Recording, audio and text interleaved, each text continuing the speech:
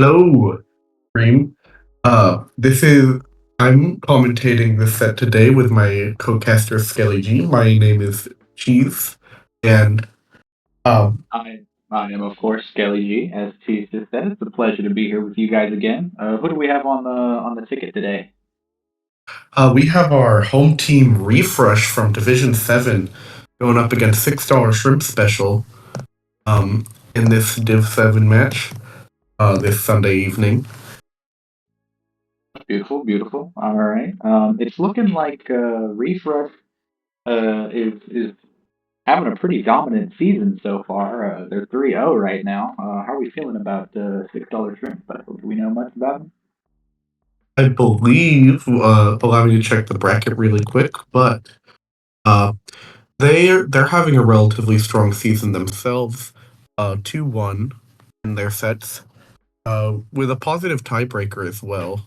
So they're they're not so they're doing pretty well themselves. They've taken one loss so far, but they're still rated third place in their pool all around, which is not a bad spot to be. Um,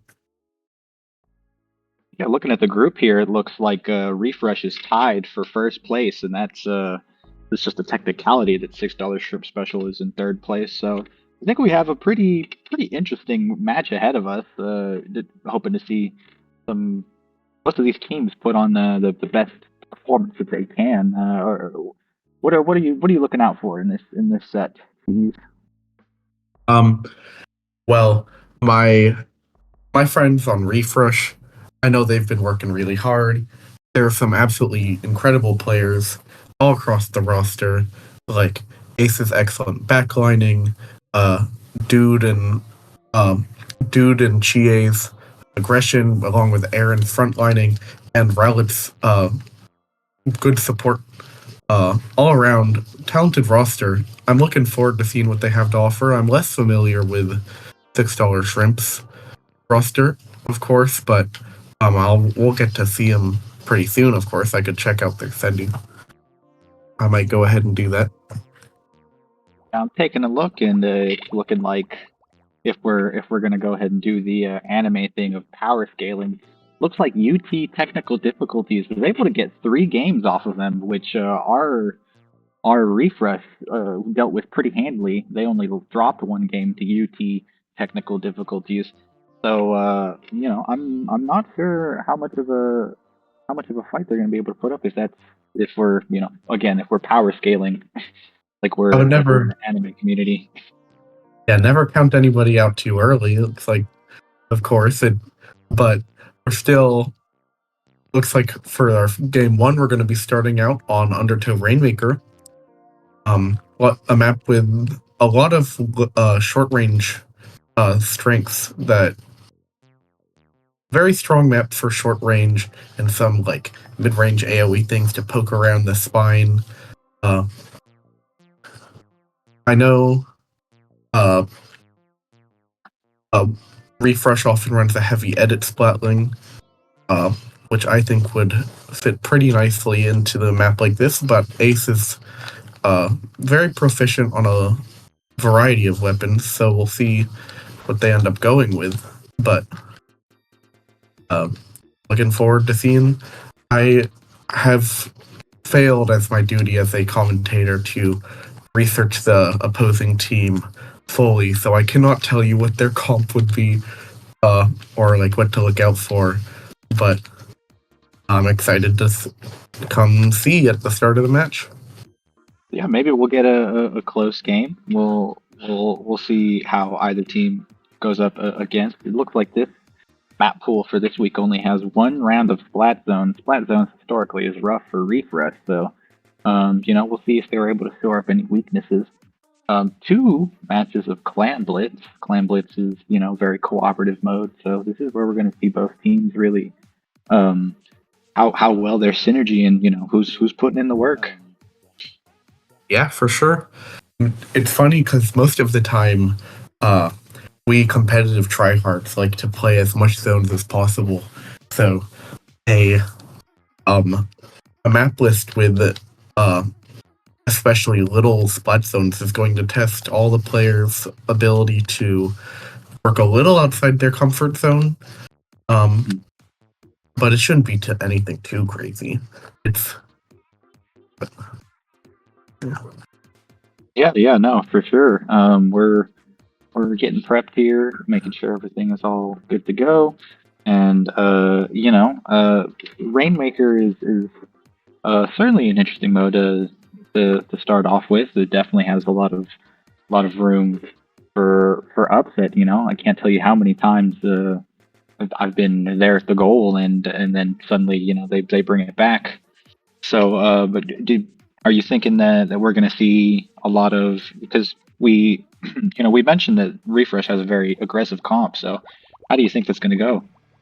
well, we're gonna come and see and start of this game. We've got a pencil and carbon roller comp coming out from $6 Shrimp Special, and the heavy edit, and the VAC 96 gal, enabling some burst plays through score plenty of points.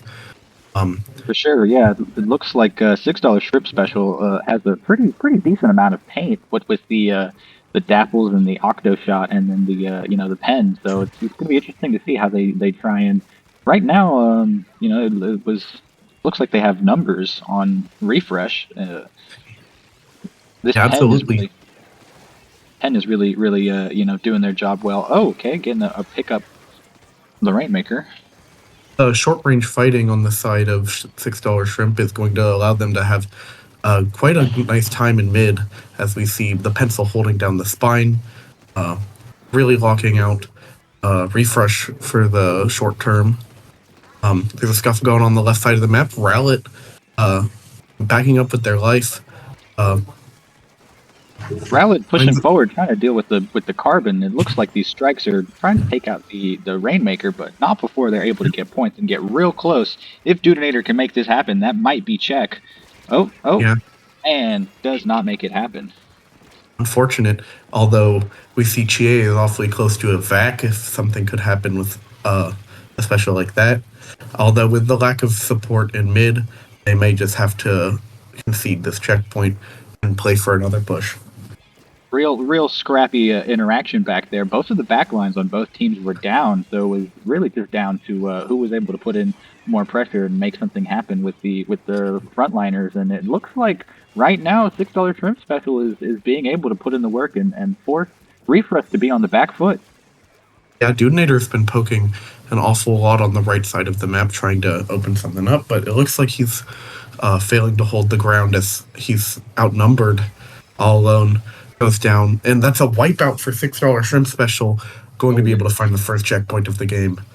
It's really rough to see on ReefRush. We'll see if they're able to mount a defense and come back all at once. If obviously wipeout means they all drop at the same time, so they're all going to be coming back at the same time.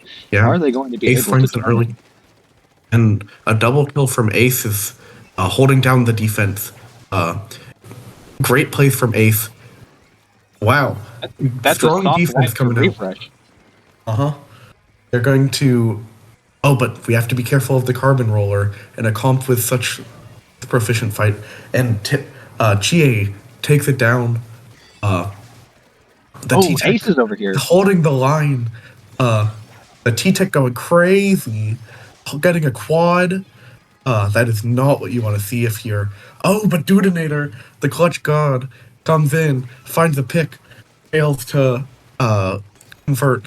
Unfortunately, what an incredible exchange right there. I mean, it really just was so octane filled. And Doubleheader coming out of nowhere. We'll see whether or not ReefRush is able to keep this push going, or they're going to have to fall back. It's looking like a $6 Shrimp Special is taking more turf and poking into their territory. Not looking great for ReefRush right now. ReefRush is not stepping on the brakes, but it still looks like they may have to forfeit a little bit of their control. Doubleheader in a scrap with the Dapple Doolies, two really difficult fighting weapons, finds the kill. Azuka from Rowlet ends up securing numbers for their team. The last is the Carbon Roller, who just jumped out. That's a free checkpoint. Timmy awfully close to that dangerous Inkvac. We'll see what ends up happening here comes the Inkvac, a little out of position, unable to find as much points as could have happened with that really quick right side push, but goes down a little prematurely. That Carbon's definitely doing their job, distracting the VAC, making sure that ReefRush doesn't have the clearance to push forward because it was either try and deal with the Carbon, and that looks like it's allowed $6 shrimp special to go ahead and push forward and stop ReefRush's push. Are they going to be able to going get into the last 30 seconds of the game? ReefRush has a lead, but it's very fragile. They're going to have to be very careful to protect their lead. Staying alive is critical. Finding a pick on the T-Tech, someone on ReefRush. Detonator overextends just a little bit. Rowlet holding down the bubble ends up going down. Timmy and Ace, last line of defense and Ace finds the pick, securing game 1 for ReefRush. That was massive. It looked really bad for a second there. They were lacking in numbers, but of course Ace had to come in here and clutch it out and make sure that they get the first game on the board. But that was not an easy fought victory. For a good while there, they were down. Were there any particular moments you think that weren't quite so well capitalized on either team? I mean, I was just going to highlight the star, in my opinion, play of the game from Ace holding down the checkpoint after the other team managed, after $6 shrimp special was able to get the first checkpoint, playing excellent damage control, finding both the strong defense and securing the kill on the Rainmaker in overtime, really doing their job as a backline, supporting the team and making sure that dangerous situations are kept under control. They surely did put on a great performance. Really, really great on their part. It seemed like the Carbon was doing on the $6 shrimp special was also doing a pretty good job of keeping them out. That pencil was really holding down turf. It seemed like anytime they had the $6 shrimp special had numbers, immediately the ground was covered yellow. They were doing really great with turf control. Absolutely. The comp like that with weapons like Dapple Doolies and Carbon Roller, two weapons that are very strong in close quarters combat, but don't always have the tools to get themselves in. It's really up to the other supportive weapons like the T-Tech and the Pencil on a team composition to let their frontliners shine. And on a map like Power Control Manta Maria, like we're going to see in the next game, that continues to be the case, as a map like that has some opportunities for close range scuffles around critical points like the bunker and the quite narrow street past the bunker of the enemy team. I expect that. Yes, sorry. Go ahead. Having a Carbon and potentially, I don't know if the enemy team has a blaster in their back pocket, but that definitely are very powerful on this map. It's super annoying when you're in bunker and you're trying to fight the push. And you've got a blaster. Absolutely.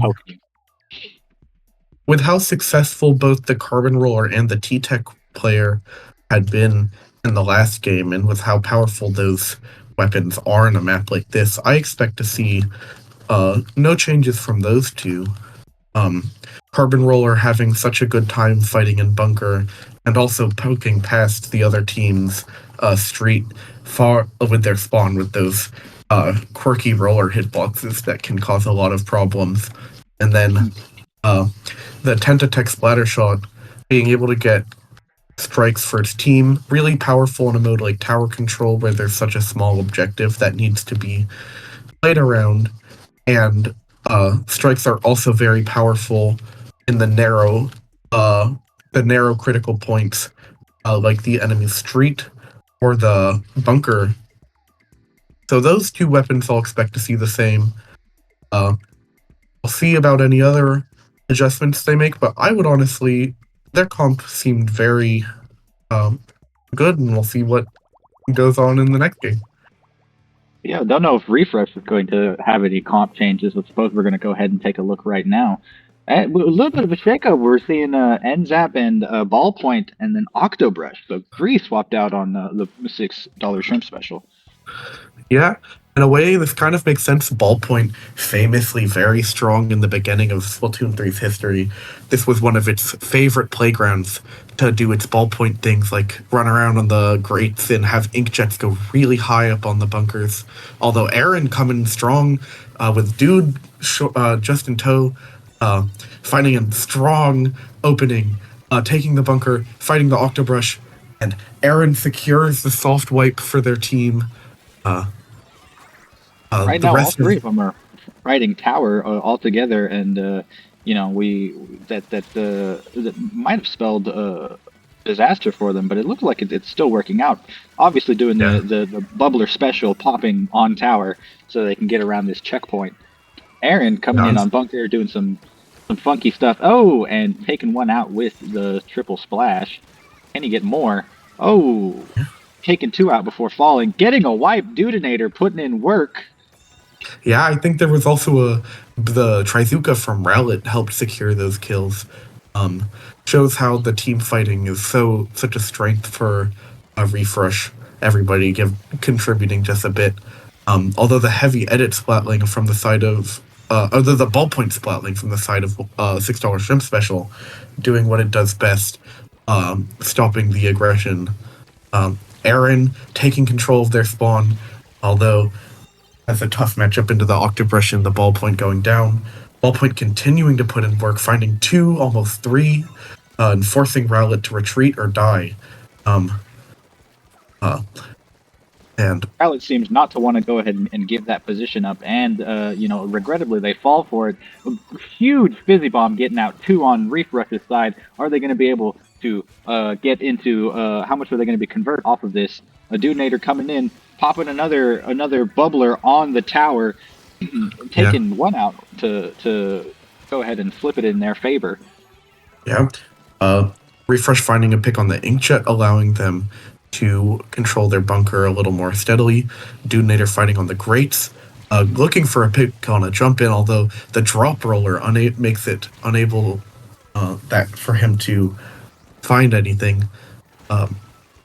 And it looks like Refresh is going to have to back up just a bit, especially with the Kraken coming out chasing Rowlet away. But Refresh does not step on the brakes. They're still fighting around the grates in mid. Aaron and Dude, the dynamic duo, holding it down in mid, chasing away that Octobrush. And ReefRush is doing a really good job of keeping the pressure up. We talked about how they had very aggressive weapons, and they're definitely sticking true to their roles. They refuse to cede any ground. Aaron coming in here doggedly, just continually pestering $6 shrimp special. Unfortunately, it looks like in this specific instance, it didn't pay off as we got a wipe on the part of $6 shrimp special. We'll see if they're able to come back and make something happen after the wipe.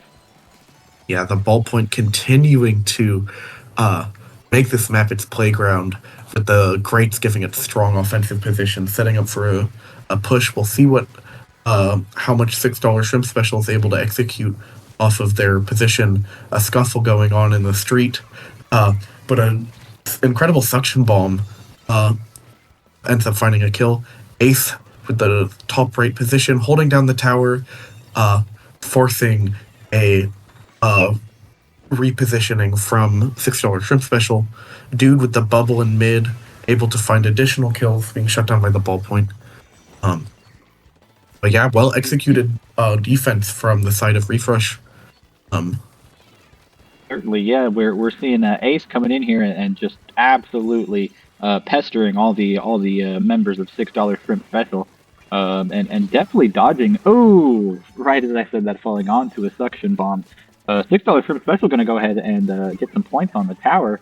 ReefRush is in a very comfortable lead right now, so we're not sure if they have too much. Yeah, Dudenator drawing attention away from the tower with a flank behind. Aaron distracting the Kraken. Juking it, breaking his ankles.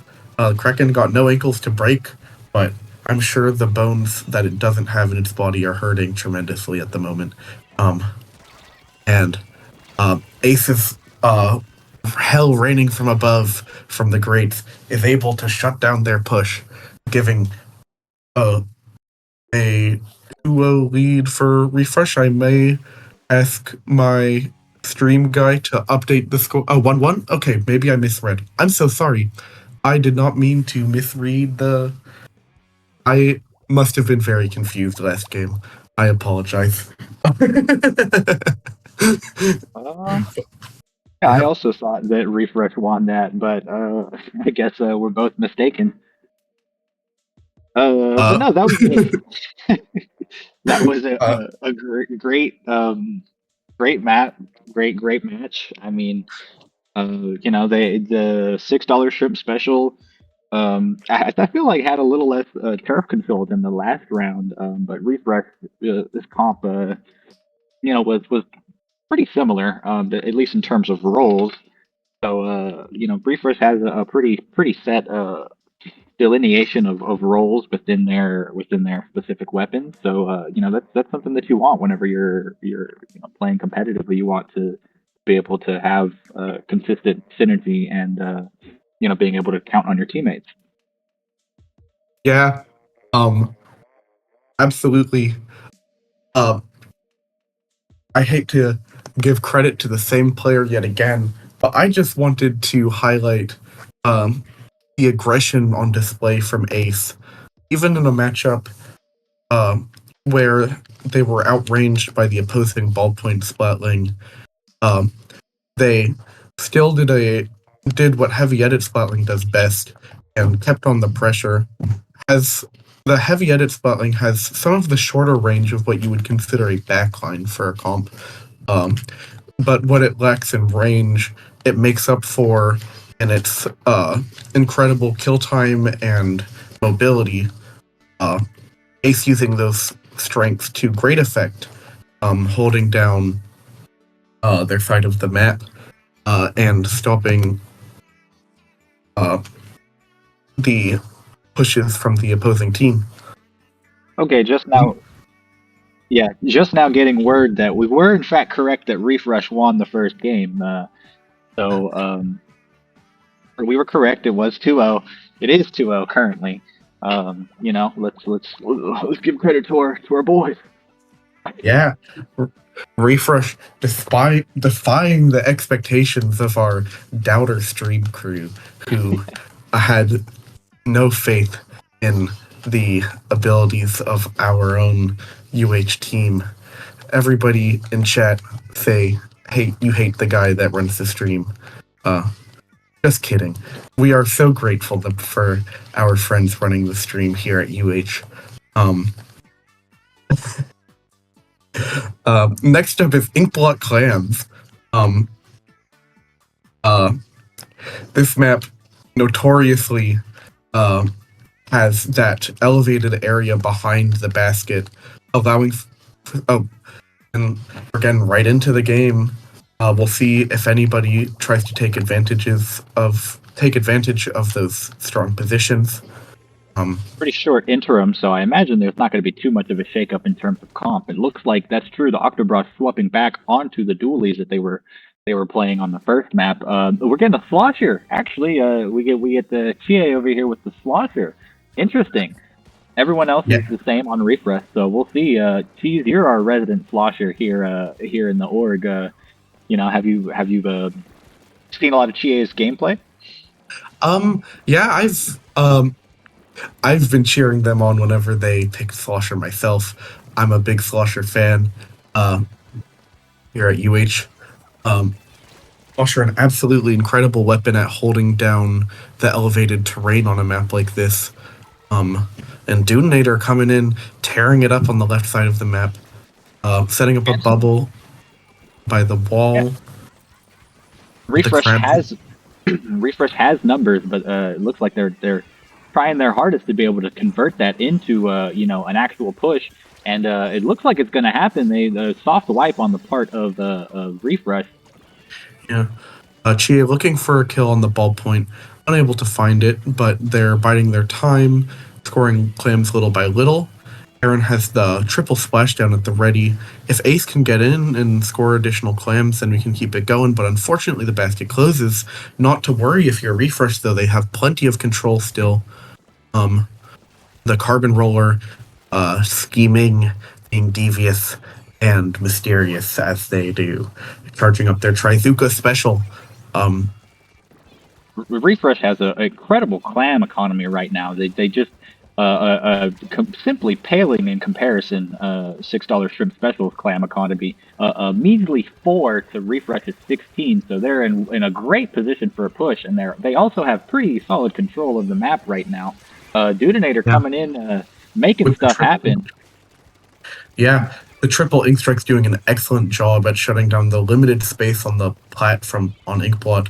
Dudinator passing clams to his teammates, doing his best to hold down a bubble placed to give protection to teammates walking up the ramp. They have great numbers right now. It looks like they've lost a little bit of their clan economy to some scuffles and skirmishes. We're hoping there to see something happen, but looks like they're struggling to get in. Yeah, Dudinator getting a little greedy versus the Inkjet, but Ace able to clean it up for him. Still going down 2-1, unfortunately. Aaron finds a trade on a jump in. Chie holding down right stack. We'll see if they use strikes on the crab. Here come the strikes. Dudinator finds the kill on the crab tank, but backing up, being wise to not overextend on his newly found advantage. Carbon versus Decav match over here on the stack. It looks like a Dudinator successfully able to put the carbon out.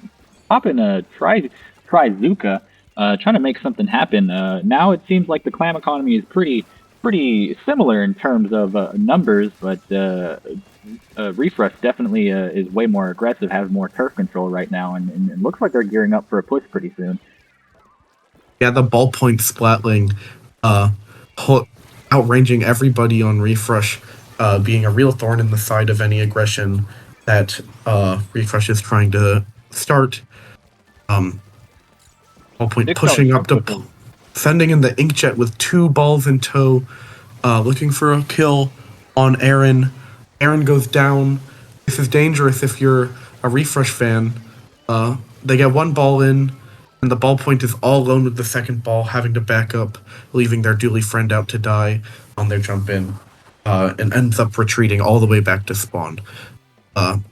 Nice defense from ReefRush, minimizing the damage as they do best. As far as pushes go, you definitely only want a push to have a lonely singular power clam in there. Dudinator trying to make something happen, but looks like overextends and falls to 3 of the enemy team. Popping crab on that stack is a really powerful position for $6 shrimp special. Are they going to be able to convert off of this, make something happen? Looks like they're getting pretty verily shut down by ReefRush. Yeah, ReefRush with a slim but still threatening lead going into the last 15 seconds of the game. $6 shrimp special is going to have to make something happen quite soon. A bubble going down to stop any overzealous plays. Dudinator never letting go of his chance to be the playmaker. Runs onto their plat, threatening 2 additional power clams. It looks like ReefRush, but the Inkjet comes out, but the ballpoint can't score. They're holding the ball in the Inkjet. Ace kills them, and unfortunate play, shedding with the clam in hand, unable to score for their team.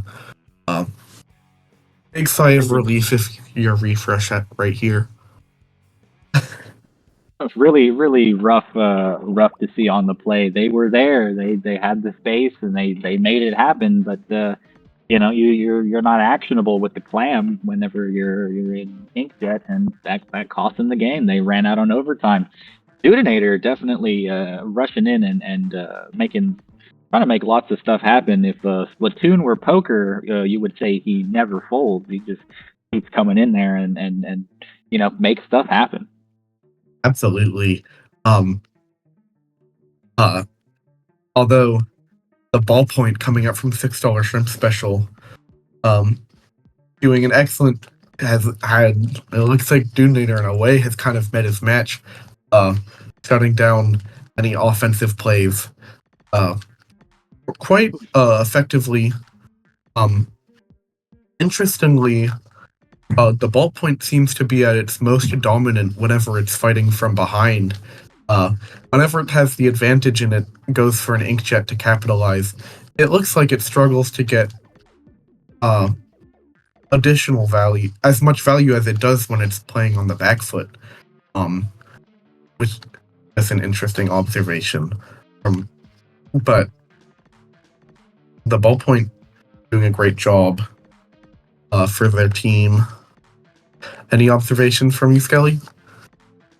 Yeah, Ace, as per usual, coming in and being able to clean up after the fact. Most of that time during that match, I noticed I was saying, ReefRush had strong control of mid, and I think it's due in no small part to Ace's fantastic work. Turfing with the heavy edit. Heavy edit has, pretty decent turf output. So it's really nice to see Ace, even if they're not necessarily, mowing people down like they were in the first two games, still contributing to the team best she can. Absolutely. We're going into our game number 4, our only Splat Zone match of the day. So sad. If you're a Splat Zone fan like myself, on Splat Zone's Robo Ramen, a map like this is going to be a bit of a departure from what we saw on Undertow and Manta Maria, where a map like this is much more long-range favored. There are pretty heavy choke points around the elbows of the map, in a large open area in mid. I expect that we're going to see the Mint Decavitator from Dudinator try and muscle its way through areas like that with its big bubbler special. But we're getting into the game. We'll see if I'm right. Another short downtime on this one again. So, okay, we're seeing the ballpoint swap out for pen. It looks like the $6 shrimp special has a pretty decent turf output, but ReefRush is no slouch. So we'll see. Not a lot of shake-up in terms of comp. Actually, no shake-up for ReefRush. Coming in with a strong start, 3 down on the part of Shrimp Vessel, and they get a wipeout. Very strong opening on this match from ReefRush. Let's see whether or not they're going to take this all the way, or if it's going to be a fight to the finish. Yeah, Aaron doing a good job at opening up the beginning of the map. Dudinator extends past his bubble and ends up going down to the pencil and the suction bombs. Timmy waiting out the strikes, firing back with strikes of his own to counter the other team's bubble. But the roller comes in, finds a lot of damage, but no dice on a kill. Not able to make stuff happen. They briefly take control and are able to tick down 5 points before going into contention and losing it to ReefRush. This roller over here is trying to make something happen, shut down by Dudinator and Ace. Right now, it seems like Shrimp Special is having a real difficulty trying to get in. We'll see if they can regroup and come back in. Aaron doing a great job at being on the front lines with his N-Parry Splat Doolies, wreaking as much havoc as possible. The tri-strikes from Chie shut down the crab, leading into a dangerous final 30 points for $6 shrimp special. It looks like we might have a very fast game on our hands as Aaron goes in and finds additional kills, sends the triple splash down to find another kill, going in the last 10 seconds. It looks like that's going to be it for set here, as ReefRush secures the 4-0. Really dominant showing from ReefRush. Going from saying, splat zones is maybe one of their rougher modes, and then immediately seeing almost a full send all the way to a knockout. There was a second there where it looked like, oh, maybe they are going to have to fight for it, but very quickly, ReefRush coming back and being like, no, sir, no, we are taking this all the way. And a KO in competitive is really massive to see. We're seeing Aaron's double to start, and then Dudenator cleaning up after getting the wipe at the start. Really that their super aggressive comp paid off. It felt like $6 shrimp special was really never able to get a solid footing that match. Yeah, I think if I'm $6 shrimp special, I would let your backline player play ballpoint. They're really proficient on that weapon. Pencil's very strong, and they were very good at pencil too, but their ballpoint was putting in tremendous amounts of work. Unfortunately, not able to put a dent in the unstoppable titans that are ReefRush, continuing their undefeated streak through Division 7. If I'm not mistaken, I think they've only dropped one game, ? 2 games? That sounds about right. I mean, taking games off ReefRush is proving to be a difficult feat for most of the teams down in Div 7. ReefRush, the newest team here at UH, has a lot of players who had were pretty new to competitive Splatoon, but had crazy skills to balance that out, proving that they are more than comfortable here in Division 7. And with one match left to play versus their fellow undefeated team in their division, blanking on the name at the moment, the FSU Goalies, I believe, for their final match of their season before playoffs. Interesting stuff to look forward to if you're ReefRush fans here at UH. And as the match comes to a close, hey Skelly, would you like to say have any closing thoughts for the stream? Or yeah. Okay, it looks like they're going to play all, actually, so no closing thoughts. You're going to get more high octane splatty goodness. My apologies. Closing thoughts on the matches that we did see. I think I think the backlines on both of these teams were really doing a great job of keeping doing their roles. The ballpoint splatling was really holding things down, keeping Dudenator on the back foot. Historically, been a very powerful player on ReefRush, putting a lot of pressure and getting a lot of kills. But it seemed like Dudenator was a little bit on the back foot because he was getting shut out by the backline on $6 shrimp special, which is your role as the backline. But Ace not to be showed up. We were talking about her just doing great work as well. Yeah, we go into a very backline dominant map. Here comes the pencil yet again. I don't totally disagree with it here because it's such a strong charger map, but the ballpoint also would have had excellent time on the grates. But on the ReefRush, bringing out the I'm blanking on the name, the Wellstring 5.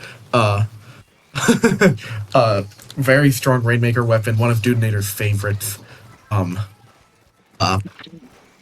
Dudinator Yeah. rocking what he likes to refer to as the evil stamp wellstring. We'll see whether or not he'll live up to this name in this match, and he can make something happen. Aaron Yeah. coming in here and being a source of pressure as per always. There's one thing that Aaron's going to do. He's going to go ahead and get into the thick of it. Yeah. Not a It's lot like happening in terms of the objective, but so far ReefRush is doing pretty good to hold them out. yeah. Unfortunately, $6 shrimp special discovers that it is impossible to outpop a wellstring with the highest DPS in the game, second to none. I'm pretty sure. Don't fact check me on that. Uh, the S Blast 91 holding the checkpoint with strong AoE to keep Aaron's dodge rolling shenanigans to a minimum. The Octobrush doing its best to stop the check, but Ace finds it anyways and kills the Octobrush. Finds a second kill, leaving the Rainmaker all alone up top. Let's see if Aaron is able to do anything to continue their lead. Coming up with the triple splashdown, fails Ooh, to get it off. really rough to see. Aaron, as per usual, trying to make something happen. Ace over here staying way forward for a back line. Yeah, Unfortunately, does pay for their hubris. And Rowlet falls to a point blank triple Trizuka. yeah. The the longer range. I mean, with two backlines, with both the Wellstring and a heavy edit Splatling, two backlines that also have the potential to go on the offense. Ace getting a chance to be more of a battle edit Splatling, even more so than she already was. Cool stuff coming out. Uh, Bet it. Some might go as far to say. Right now, it seems like the lack of forward pressure on the part of ReefRush means they're not quite being as dominant as they were in the earlier games. They're finding it difficult to go ahead and get in. Dudinator hops out, probably the smart choice. There was 4 of them on there. Is $6 Shrimp Festival going to be able to take check? No! Evil nope. stamp from Dudinator! The evil Ultra Stamp, still, even after the nerf, feels very large and in charge. That Ultra Stamp special. Fat Magic Uh, fan detected? Question mark. We're coming in here and we're seeing they're pushing it back. They're denying them the checkpoint. Are they going to be able to make a counter push of their own? We'll see. The definitely getting very heavily bombed out by $6 shrimp special. yeah, Aaron with the triple splashdown running in fails to get it off yet again. But that's my goat. Uh, uh, Uh, yeah, Detonator continuing to put lethal pressure on the Rainmaker with those deadly Wellstring darts. And the suction bomb ends up from Rowlet ends up finding a kill. The S Blast 91 being schemy around the top checkpoint. A Trizuka ends up going down from Rowlet. Here comes the Ultra Stamp to salvage this weakening position.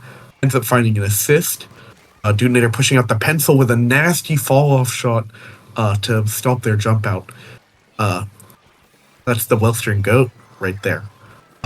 And it looks like they might be doing some grimy stuff, stalling it on the bottom right, and it looks like they're a little more moral than myself. They are refraining from being really cringe like I would. But yeah, the we're Rainmaker, seeing we're seeing an expert swapping of roles between Dudinator and Ace. Dudinator comes and holds some territory down, and then Ace goes and pushes forward.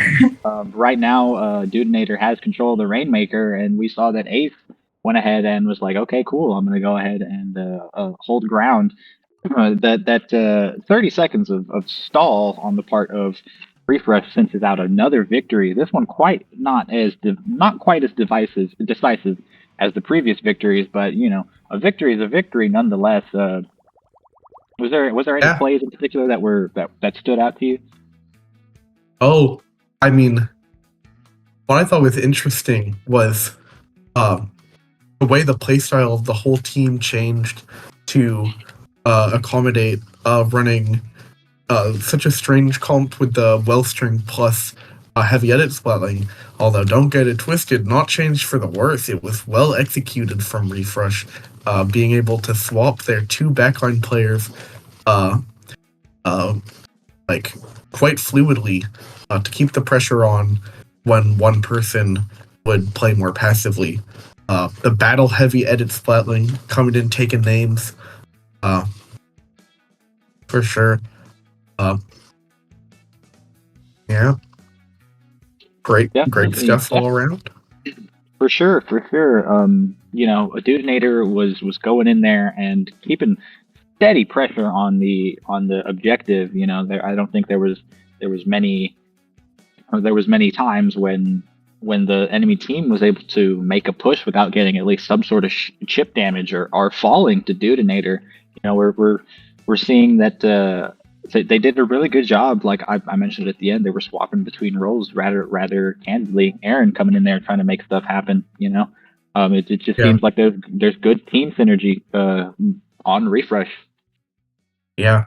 Unfortunately, uh, Rainmaker not the most well designed mode in the lovely game Splatoon 3 does lead to a lot of passive game endings, like we just witnessed. But that's just how the cookie crumbles, I suppose. That's just how it is. We play this game anyways. And we just gotta put up with Rainmaker.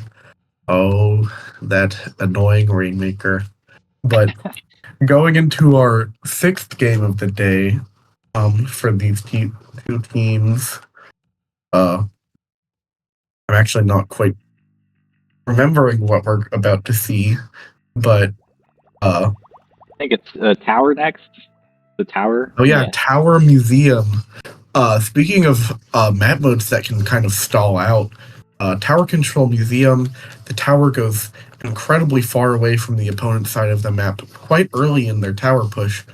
Um, so a team committed to wasting a lot of time certainly has the tools at their disposal to do that in a mode like this. Um, we'll see if these teams decide to be honest, moralistic gamers, or if they choose to embrace the dark side of Splatoon. Um, Coming out, we see the S-Blast and Carbon Roller with the double burst and the T-Tech, while ReefRush switches to a single backline comp. Get it? But this time it's Detonator holding up the backline position with Ace going onto the Tri-Slosher, really showing the versatility of all these players here on ReefRush. That's the fun thing about lower divs is that the one tricking is far less common. There's a lot of variability in terms of weapon choice and what you see from the teams in term getting an early wipe, massive. That Yeah. Trizuka really cleaning up for ReefRush. Aaron not stepping on the brakes all the way in their spawn, wreaking havoc. Ace following up. Rowlet holding down the tower. And Dude is the last line of defense, going crazy with the Ultra Stamp. Evil Stamp coming in again. Yeah, that Wellstring, really powerful in the right hands, with the quick one-shot potential, as we see here on the S-Blast, taking a quick and dominant... Oh, I spoke too soon. Rowlet holding it down the bazooka. Let's see what she can find. She finds one. Let Last it give one. her Ooh. jumps back. Yeah, bazooka ending prematurely, but it's not a problem. Whole team's up. Aaron or somebody finds a pick. We have numbers in mid. Forsaking their double backline comp, we see that they're going straight back to putting all the gas, high octane gameplay from ReefRush being, no, we absolutely refuse to give you an inch. We're gonna keep going until everyone's down. 3 down on the part of $6 Shrimp Special. The only one left is and falling to Detonator. Detonator, of course, showing, hey, I can keep it up with the decav, and I can go ahead and shut you out with my wellspring. Yeah, somebody's got to tell this Aaron guy about hyperdive because he would fit right in because he is never stepping on the brakes. As soon as he gets an inch, he takes a mile, sending the splashdowns deep into the enemy spawn. And that's a KO from the side of ReefRush. Really dominant showing on a game like that. I was talking about dragging out the game. ReefRush has none of that. They are all gas, no brakes. They are rushing through the set. If you want to make things happen, then you got to make them happen. If there's one thing that this team is going to do, they're going to go ahead and push as far as they can. We see that most of their early games were really just putting the gas on the right on, and this game was no different. I think the only reason that they slowed down a little bit last game was just because their comp didn't allow it with the double backline. But now, now that they're back in the saddle, we're seeing a return to form. It's also worth noting that a map like Crab Leg makes it a bit difficult to play at a pace that they enjoy so much, with the greats being so vulnerable to pushing incredibly far as they like. But yeah, looks like we have one map left on the map list that our teams are going to play. If I remember correctly, it would have been a it was Clam. It was a Clam Clams. map. Yeah. That's what I said. Oh yeah, Clams Barney. Very popular map mode combination. One of the Clams maps I see pretty frequently in competitive play. Pretty true neutral map in my opinion. But still offers a lot of strength to weapons with area control over a long amount of time, allowing them to hold down the plat. Really important key position to hold. Yeah, any thoughts from you, Skelly? This map is it's got those weird little drop down areas on the side that can, and then right next to the alleys, so there's a lot of room for flanking. So we'll see whether or not ReefRush is able to capitalize on that. Thus far, they're having a pretty strong showing. We'll see that they're up by 6. So I imagine they're going to keep going on with keeping the pressure on and use those flank routes pretty often. $6 Shrimp Festival also does a really great job with their backlines, but it seems like they're just not able to match the amount of pressure. It looks like the S-Blast came out as a response to that. But do you think there's any adjustments that the Shrimp Special can make to maybe knock out this one? I mean, this far into the set, both teams are kind of just taking the opportunity to practice some of the more less tried and true options they have. I've noticed. I mean, Ace not typically bringing out something like a Tri-Slosher, but since the set is kind of already over at this point, both teams are just taking time to experiment and see what they try new exciting things, which is always nice to see. Very sportsmanlike from both teams. But we'll see if they make any funky plays. No, we're going back to the ballpoint I was so nice to earlier. And the red NZAP coming out from ReefRush. I really like the NZAP 89. With a cheap 170 points for special super chump, letting your slower front lines like a Slosher have some nice shields and mobility. Great for taking turf. Great for taking turf for sure. And we see, right up the gate, with lots of chumps coming in on the part of ReefRush. Ace over here taking on a Both Aaron Carbon and Roller Ace. finding two, looking for one more on Chie, unable to find it. Chie holding down the line with the tripling strikes in hand. We'll see if they decide to use it. Yeah, Aaron, all gas, no brakes. This Aaron guy running right in with the tripling strikes as cover. Ballpoint all alone, holding it down. Excellent reversal coming out. Aaron with 5 clams, just fumbling around, passing them to GA, who is unable to make a ball. Unfortunate. It looks like they threw prematurely and just threw more clams at the closed basket. Very unfortunate to see. Are they going to be able to mount another push? Or before I was going to say they were looking to be in a rough spot, but they were able to turn it around. So I don't see any reason why they won't be able to turn it around now.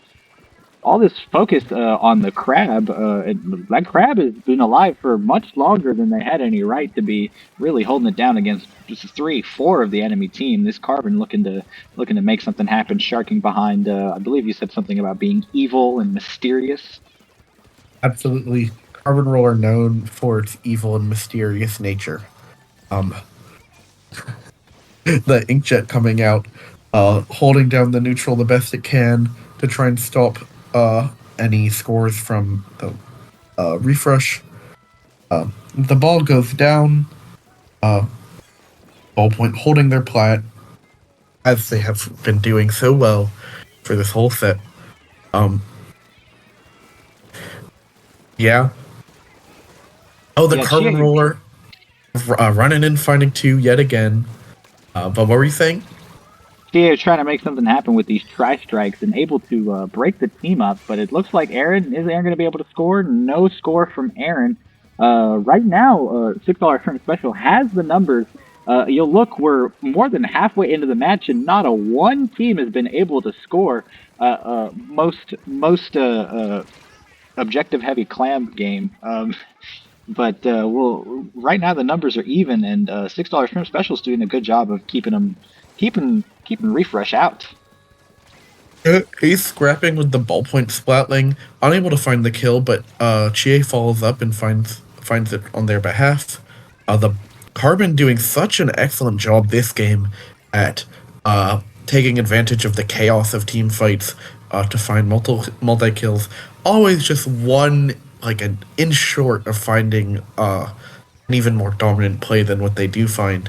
Maybe some swim speed would help them close the gap.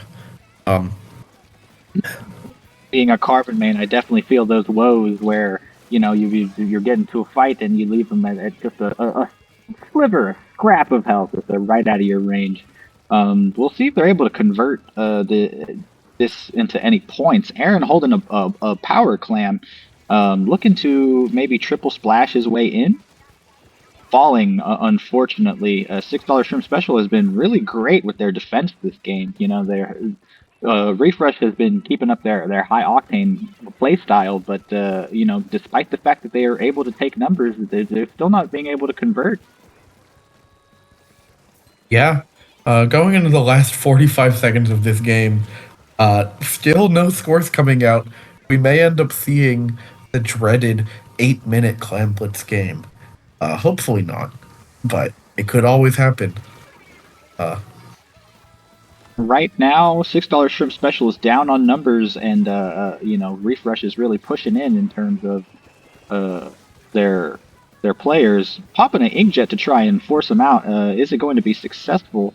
It looks like they have the numbers advantage on ReefRush right now, recalling right before they fall to Chie. 10 seconds left on the clock and still not a single score from either team. At this point, just a single clam is going to be able, a single goal break is going to be able to make it happen. $6 Shrimp Special pushing in pretty heavily. What are they going to be able to convert anything here? Well, we'll see. At this point, any numbers lost could spell disaster for either team, as you only need one power clam to go in the basket to win the game instantly, and it looks like $6 Shrimp Special is gonna find it, closing out Game 7 for a 6-1 victory for our friends on ReefRush. Of course, the last 3 games were just practice. But yeah, well done to Refresh.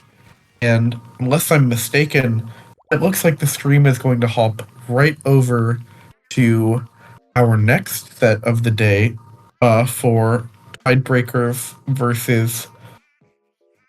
Allow me to check our schedule. Tentacoolers. Um. At coming right up. Uh.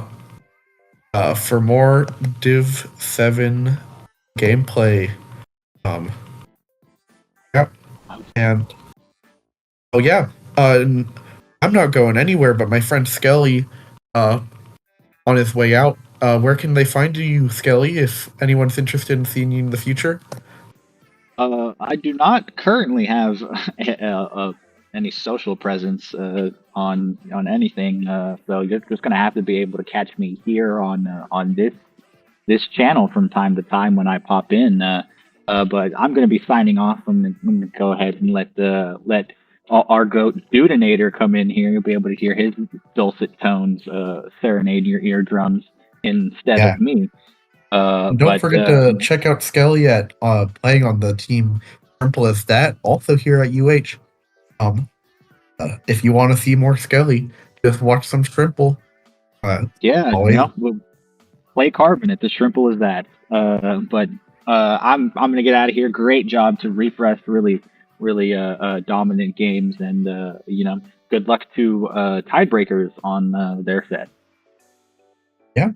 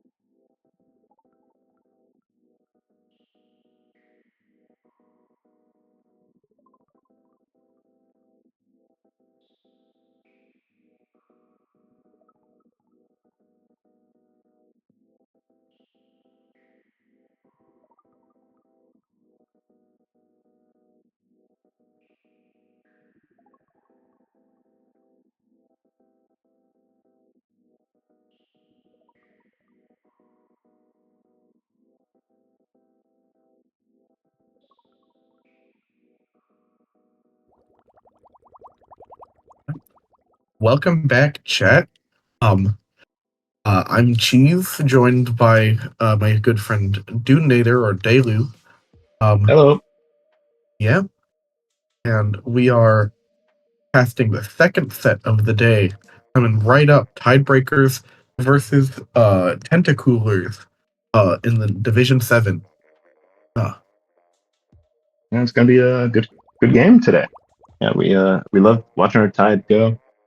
And the Tentacoolers, we know they're formidable opponents as well. My team has fought against them a couple times, and they are a force to be reckoned with. So we've got a good match ahead of us here, folks.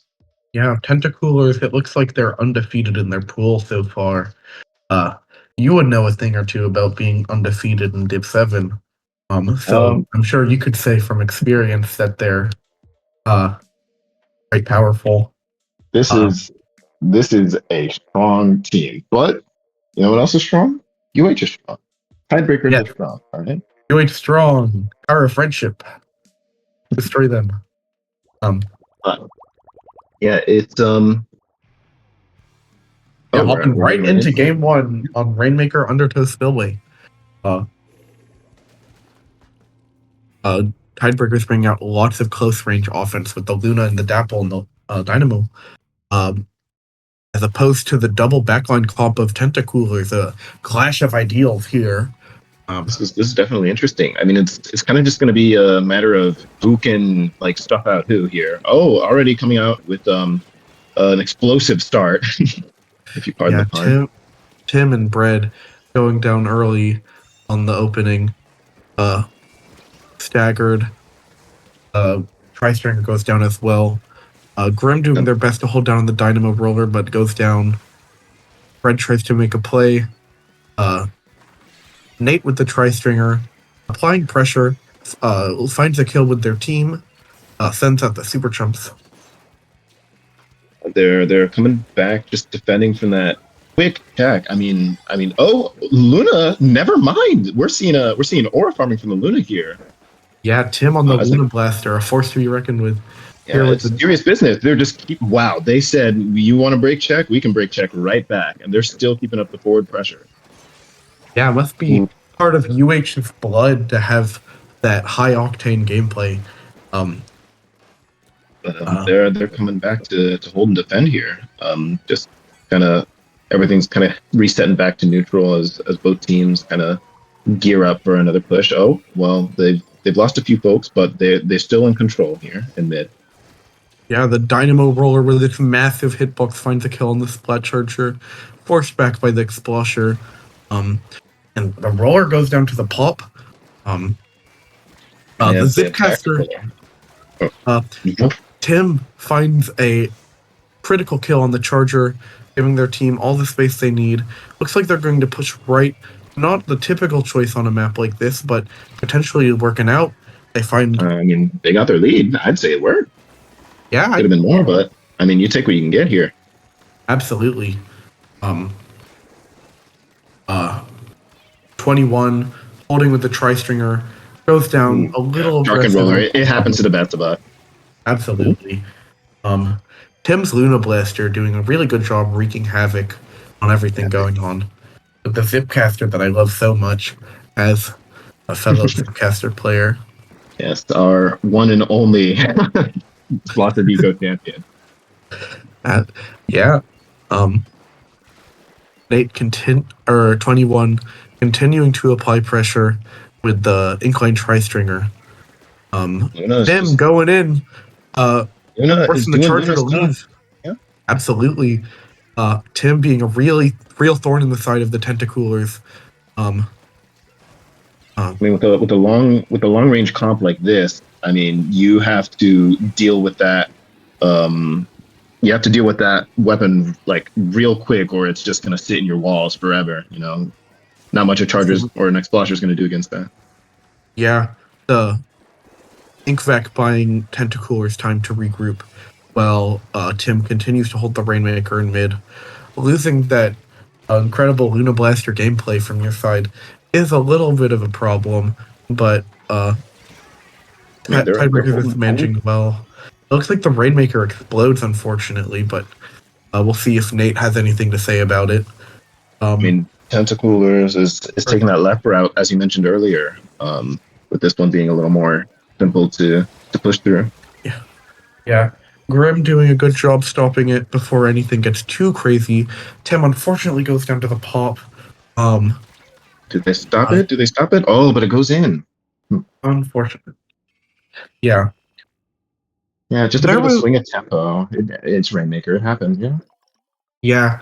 With the way Tidebreaker is playing, there was momentum shifts going on all over the place in the game. But I do want to highlight the Luna Blaster coming out from Tim, doing a really good job slaying and wreaking havoc. I know Tim's been on the grind, climbing up ranked, and it looks like its efforts have been paying off, as we see in this replay. Yeah, that's just insane pressure from this Luna. Yeah. Yeah. Yeah. Looking at the rosters of both teams, it looks like Tentacoolers has quite the wide roster, giving them the possibility of several like large changes if they decide to do so. We'll see what happens. Yeah, I mean, with the roster size this large, you're able to get away with as a large a variety of team comps as we saw that double backline. We were interested in seeing how that would pan out with like the more offensive pushing from Tidebreakers versus the Tentacoolers kind of more defensive double backline. But I mean, they were able to kind of just stuff them out, push them back with control on that undertow stone blade. Yeah, absolutely. Going into a mode like Santa Maria tower control, even though Tentacoolers did have a double backline comp, I think they had interesting backlines at allowing a more offensive take on that, with the Inkvac of the Splat Charger allowing for some greedy, aggressive plays, and Explosher just being one of the more quite competent backlines if push comes to shove. And I think both of those weapons are pretty well situated for a map like this. But also the Luna Blaster continues to be strong in a map like this when Bunker is such a key area to control. The AoE is going to be quite useful for Tidebreakers.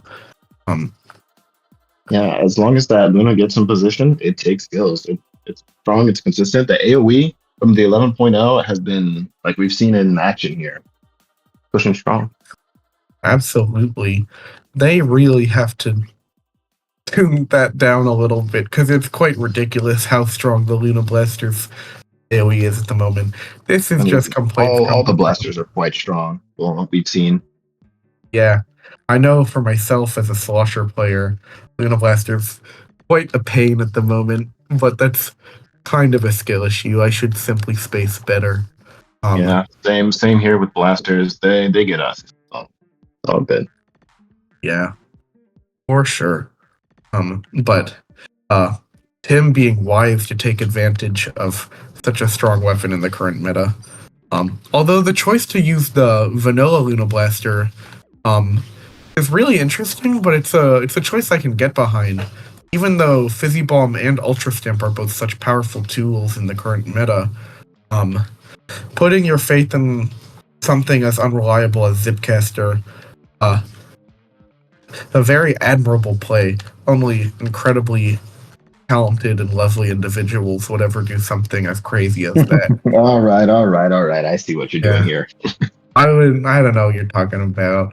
But it is true though. Like Zipcaster has the potential to make plays that, I mean, I say that as Ultra Stamp's greatest defender, but Zipcaster is a playmaking special, and I mean, as we just saw, Tim makes plays. So I can completely understand with foregoing the potential Ultra Stamp to kind of take full advantage of your skill on the weapon. That makes sense, especially also coming into tower control. It'd be interesting.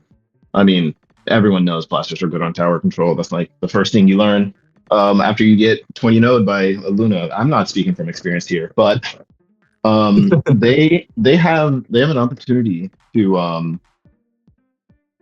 make a strong weapon even stronger. It was already good on Spillway, and Manta Maria blasters are also great here. There's plenty of verticality for them to pop around.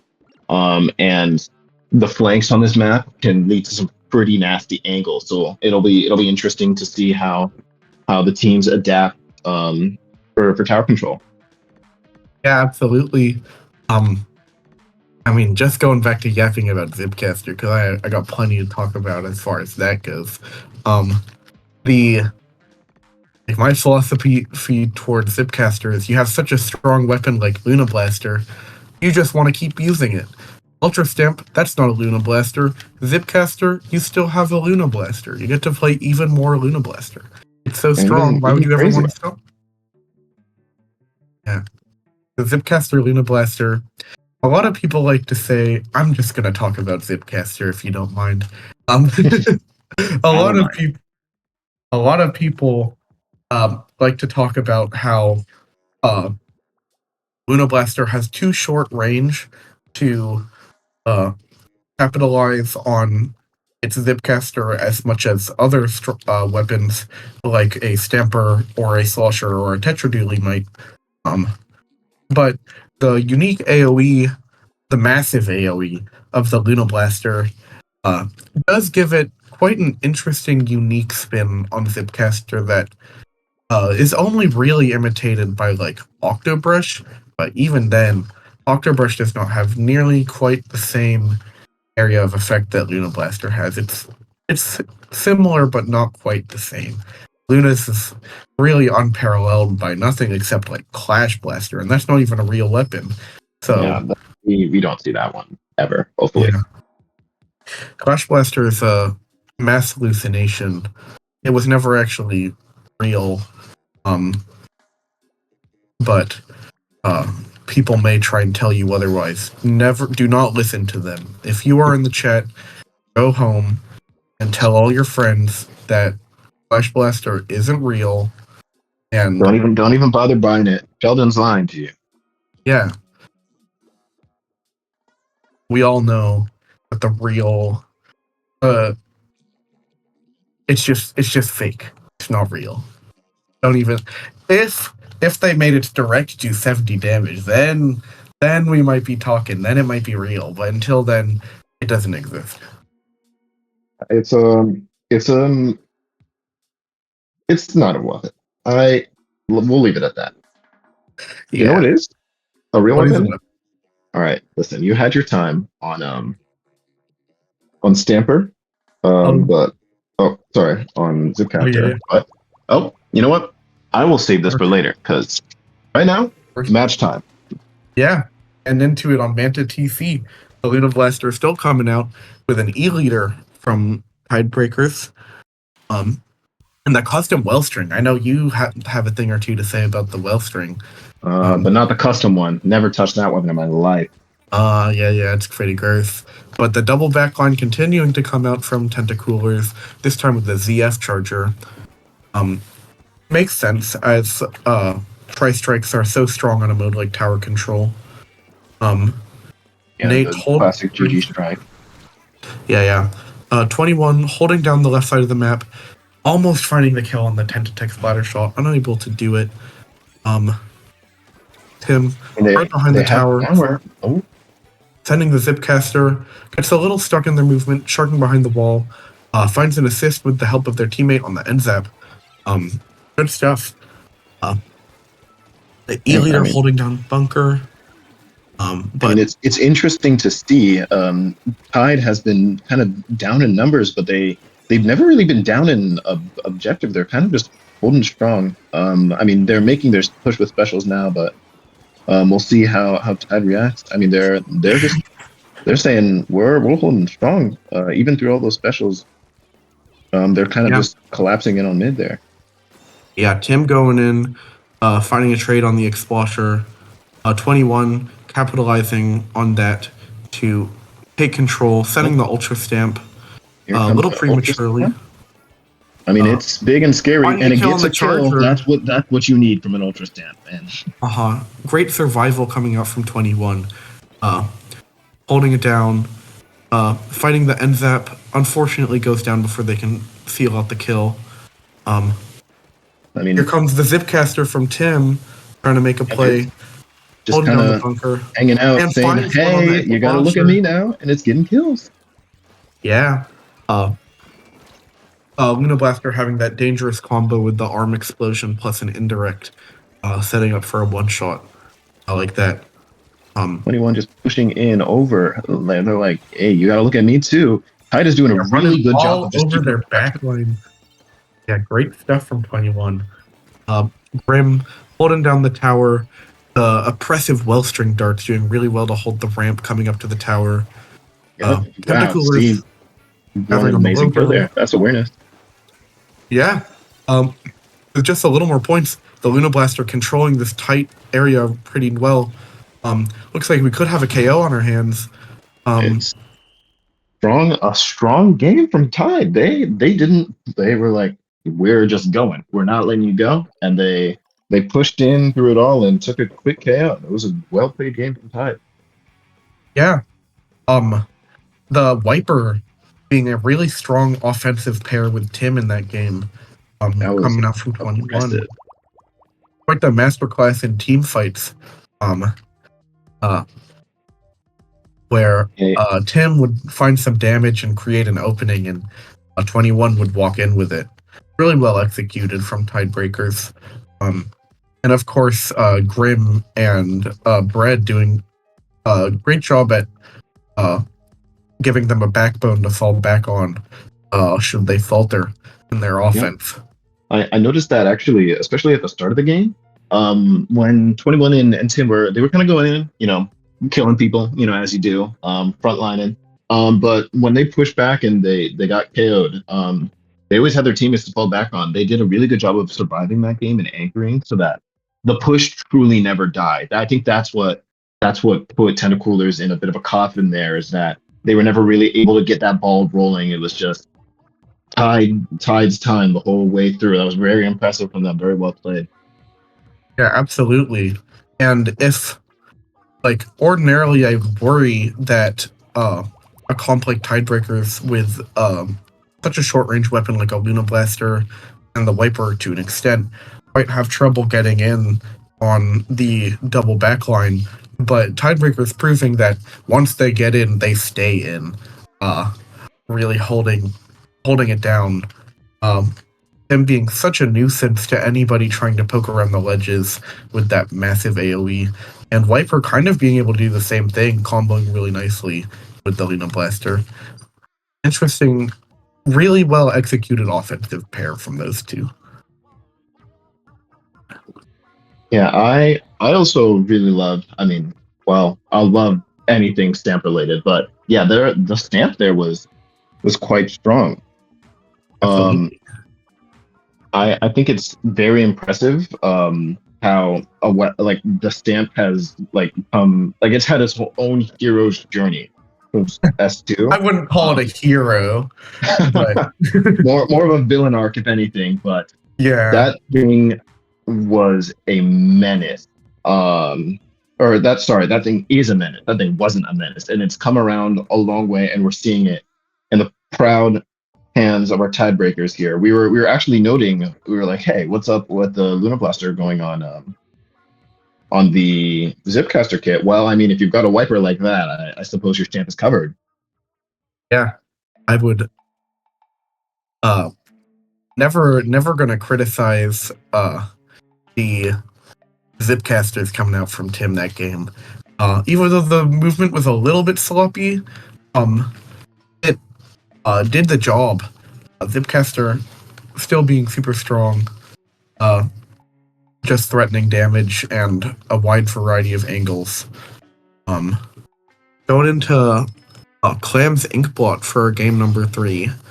Do you have any expectations for this next game? Clam's Inkblot is, I mean, I actually just came from a game, so I'll say this map can be stressful, but I mean, it's Clam Blitz. Every Clam Blitz game is stressful. What's important is that you're calm in your positions, you know where the enemy team is, you know when to push, because this is a map where you need to know what things are going on and where, especially with Clam Blitz. But the verticality and the variety in weapons that can be played make it for a very interesting, no match on this map. Yeah, speaking of variety in weapons, Tentacoolers heard what I was saying about the double backline and decides to switch to a more typical comp, with the Tri-Stringer being the sole backline this time around, bringing in a Nautilus player, quite strong mid-range fighters with between the Nautilus and the 52 gal. The Wiper going to find a pick, unable to seal it out.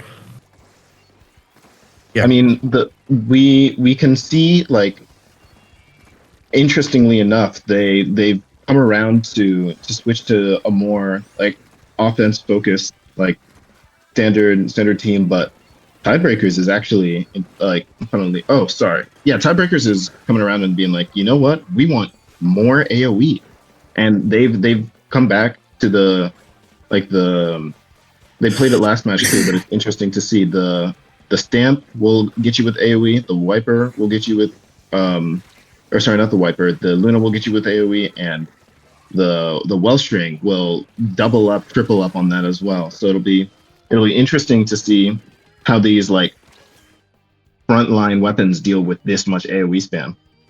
Yeah, for sure. Bread coming into the slider, securing the first clam of the game. Silver having to back up from the fizzy bombs being thrown by Tim, who did end up swapping to the Luna Blaster Neo, like I was talking about. Strong as Zipcaster is, it does have its weaknesses. Setting the Ultra Stamp in, unable to find anything. I mean, they're holding down mid for the moment, and they have lead. The ball is kind of in anyone's court at the moment. Oh, we're seeing an interesting play.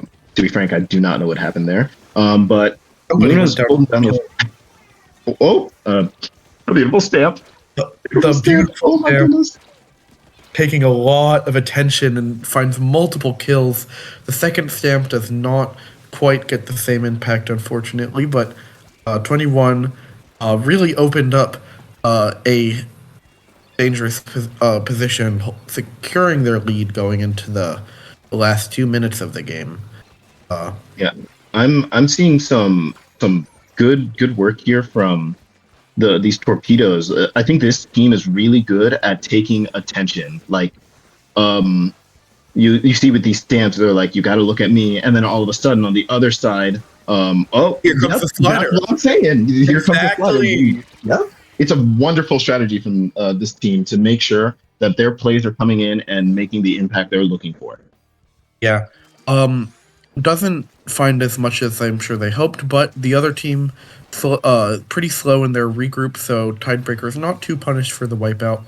But well executed push, just a little sloppy on the follow through, but that's okay. Tim forcing the Tri-Stringer to leave their plat as he is holding it down, comes in, forcing everybody to run around. Doesn't find anything, unfortunately, but that's It okay. seemed it seemed like Tentacoolers is gearing in for a big push here, though. Yeah. The Wellstring on the side of Tidebreakers doing a good job holding it down. Here comes Tim. Well, never mind. Tim says you guys aren't doing diddly squat and pushes back and just kind of cleans up the big push. They actually go in for a very rapid counter push. Probably could have waited a little long to get the team together, but I understand. Don't want to let a chance pass. Yeah, this is a comp that really can turn up the speed quite a lot if they decide with the Dapple Doolies and Wiper, and a pretty mobile backline like Wellstring too, complementing that even further. We're But kind of just seeing both teams hold down the fort. I mean, to be honest, it's Clan Blitz. This game is far from set in stone. Both teams need to make sure that they're holding down so that no crazy last second push happens. But I mean, a stamp is one way to do it, ladies and gents. Jump in the clam, jump the clam. Oh No, but the other team. No. That's okay though. Oh no. That's only a small Okay. lead. This is no. Yeah, I guess sometimes it happens. It's Clan Blitz, kind of an explosive finish at the end there. As Tentacoolers Yeah. like snipe the victory from there, but it happens. Unfortunately, a bit of a miscommunication. It looks like most of Tidebreakers were on board with the game plan of hunkering down and waiting out the timer until the game ended. But it looked like Tim was looking to make a bit more of an aggressive approach, like to grow their lead even further to give Tentacoolers an even harder time. And just the team wasn't on the same page, resulting in a tragic overtime loss for our Tidebreaker friends. I mean, as I noted at the start of the game, it's just about knowing what goes on in the map. This is the map where it's like you lose track of things, and all of a sudden, hey, that's a super clan on our base, So Clan Blitz, especially on a map like this where there's so much terrain, just in general, to run around and get sneaky plays with, your team has to be on the same page. Are we holding down this fort? Are we sneaking behind, getting a cheeky goal in? Tentacoolers was able to kind of make their game plan into a game success and push through to clutch in that victory. But it's 1-2. This is a 7-game match. This is far from over, and both teams have shown that they are in this to win this. Okay, so I'm excited to see where this goes forward from here. Robo Ramen, favorite map of the game. What are your thoughts, Jeez? Yeah. Robo Ramen, pretty well balanced map.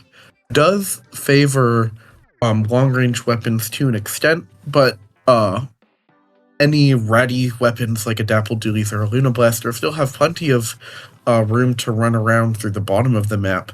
And but ultimately, any push on Ramen, regardless of all the flanks through mid, is going to have to go through the elbow on top left or right, depending on your side. No matter what. So, any team that's able to lock down that area effectively likely going to have the upper hand going into this game 4.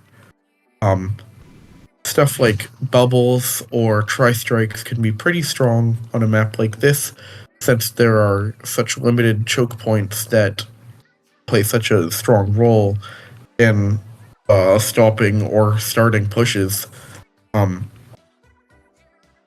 Yeah. See how teams adapt to that. Splat zones, especially, is all about control. I mean, it's literally the central point of controlling paint. But one interesting thing to note is that both teams have kind of a interesting composition in terms of like pushing up and securing and kills and taking space. But I honestly haven't noted anything especially crazy in terms of just aggressive paint output. I mean, Wiper does good with paint. Yeah. The Luna Blaster might make it tough. Wellstring does all right.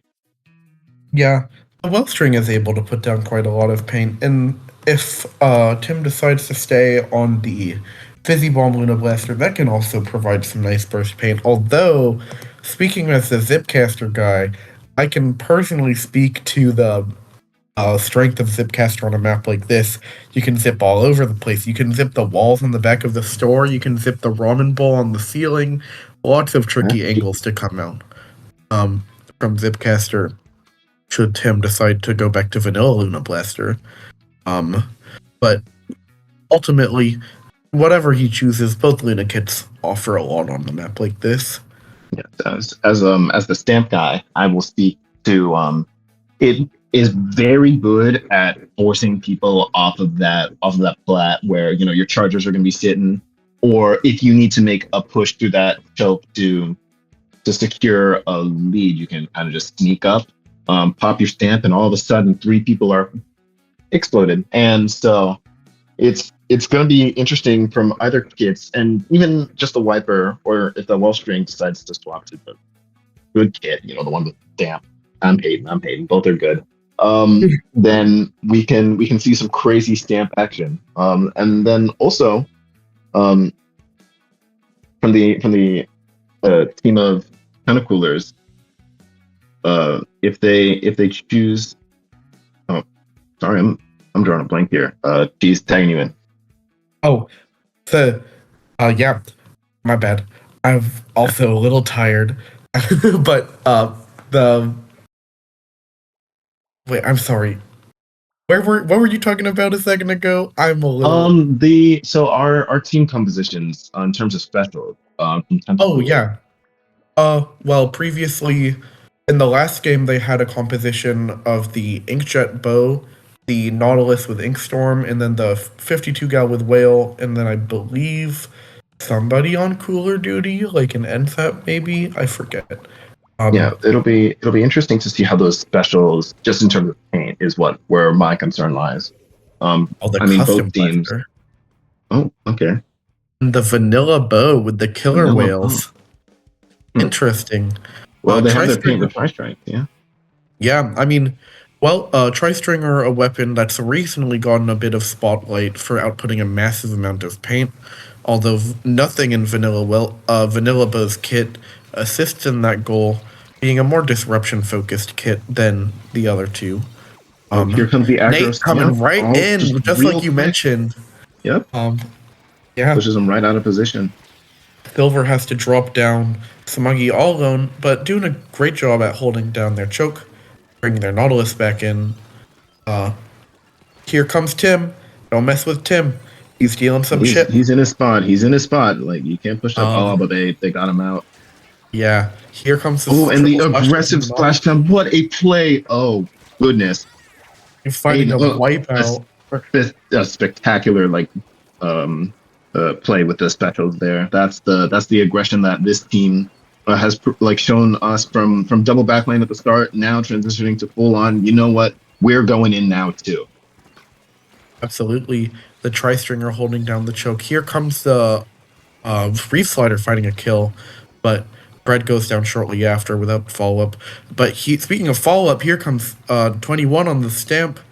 Goes down to the killer whales, but Tim's all alone here to hold the choke. Find the direct. Wow, a great direct from Tim. I was gonna criticize his a little too far up sharking, but he proved me wrong. Made me eat my words. Nate on the or 21 on the wall. Unable to find a kill, but gets some good damage down. Grim. Oh yeah, I'm just using the darts of the Wellstring to continue preventing them from walking in. Forced to retreat a little. Yeah. The Tidebreakers are having a little trouble getting back in here. The momentum kind of shifted after that big splash. Oh, never mind. We get a big old blast to the face from the Luna. Splashdown coming out, doesn't take any kills. They flip for lead. Yeah, the Nautilus with a triple splashdown of their own, trying to take the the top right from Tidebreakers. Tidebreakers having none of it. A stamp and plus ultra stamp from plus reef slider combo could be crucial, but Bread goes down to the splat bomb, limiting the potential of that play. Yeah, they seem to be coming in from all sides here. Nautilus doing a good job to just keep that pressure on, not giving them a second to breathe. Well, yep, there's another. Wow! The Wow. splashdowns we're seeing are just oppressive from this knot here. Yeah, this golden Nautilus doing a crazy job at supplementing their team's offense with lots of triple splashdowns and the powerful main weapon of Nautilus. Getting like they've had incredible splashdown output this game. Feels like they have one for every relevant fight, leading to a KO from Tentacoolers, putting them up 3-1 going into Game 5. Yeah, I mean, we just saw some. To be frank, we just saw some insane specials fly out there. Those splashdowns, different level. That was a beatdown. But it's not over yet. Yeah. There's like 3 more games to play. And both teams have shown they can make crazy plays happen, be it insane splashdown play or some cheeky stamps. We know this set is far from over.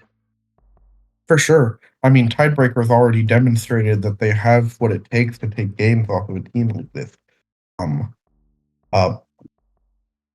Like the offense from Tim and 21, both really promising as long as they can get into position to wreak havoc.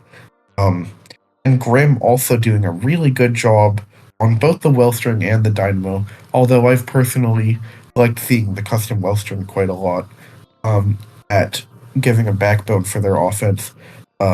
Bread also doing a good job following up on the offense of their teammates. But yeah, they have what it takes. They just gotta lock in and seal out. They're on match point, so they gotta. I mean, this is the time to shine. Do or die.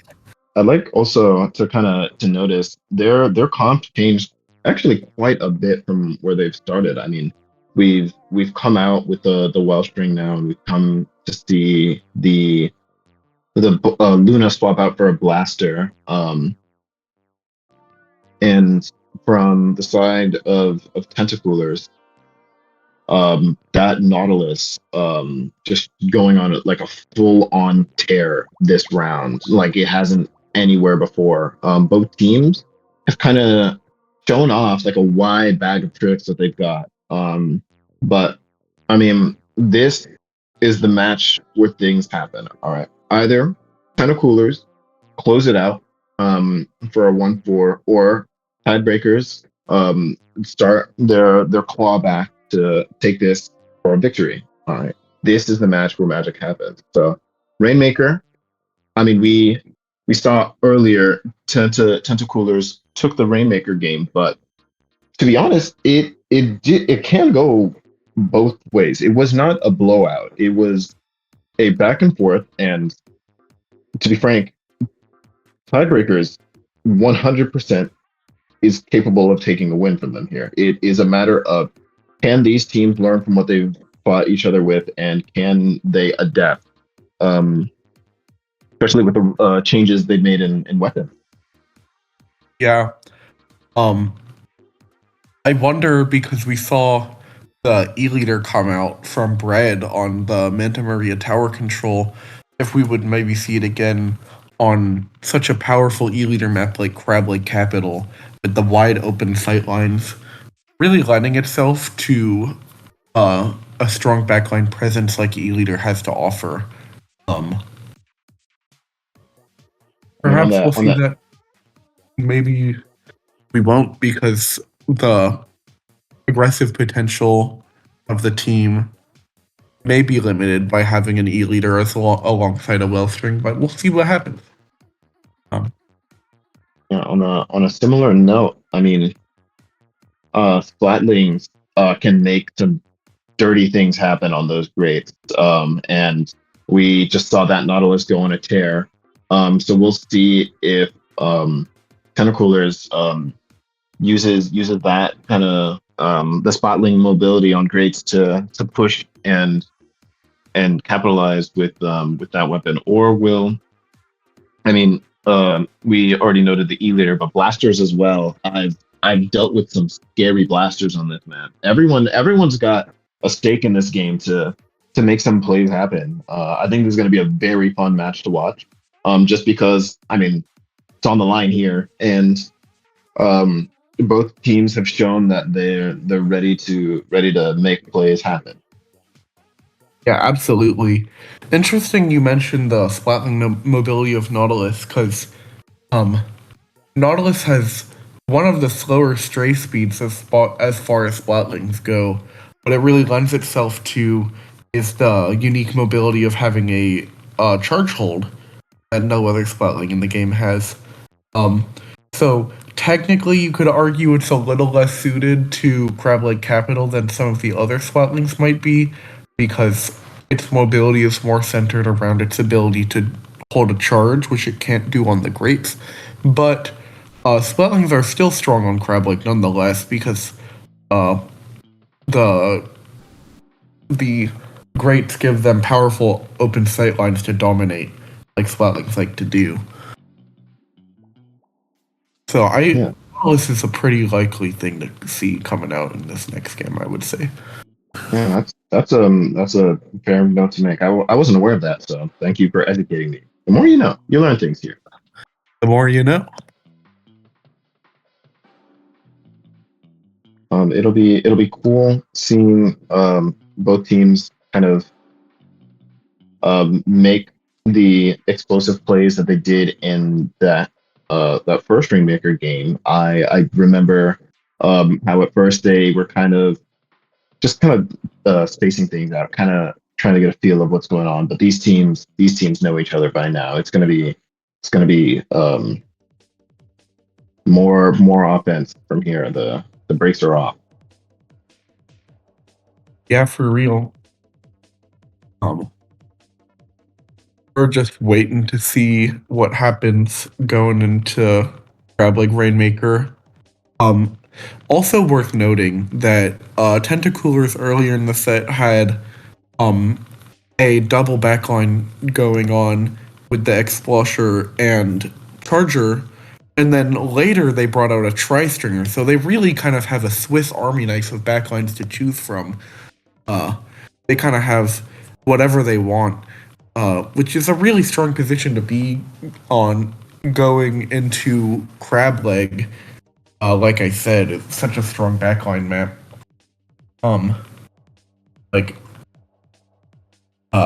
If you're Tidebreakers, you kind of have to be ready for anything here. It looks like there's a lot they could pull out.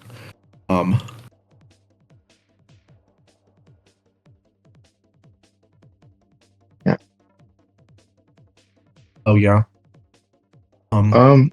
So, I mean, we have seen the variety of backlines they've pulled out, but do you think they're going to pull out the double backline again for this map, or do you think they're going to go for the gas? Because I mean, they've seen success on both sides, but how do you think their strategy will adapt for the second Rainmaker game?